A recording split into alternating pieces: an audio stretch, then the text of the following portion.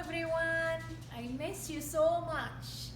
I feel bad that I cannot be with you, but I'm trying to send some videos so we can all be connected. As you all know, we do the circle in the morning starting with the calendar and the day of the week. So the day of the week is Monday, as you all see.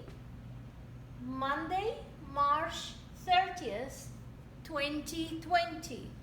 And as you all know, March is the month of spring.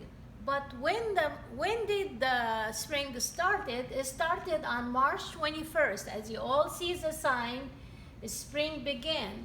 And what happened in the spring season? Oh, when you go outside, you're gonna hear the birds singing, you're gonna see the squirrel come out, lots of rabbits coming out from hibernating. So, and the flowers blooming. So I want you, when you take your dog for a walk or when you walk with your parents outside, try to listen to the birds, try to see the signs of the spring.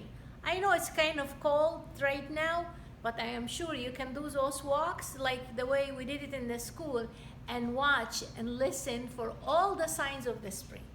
Thank you.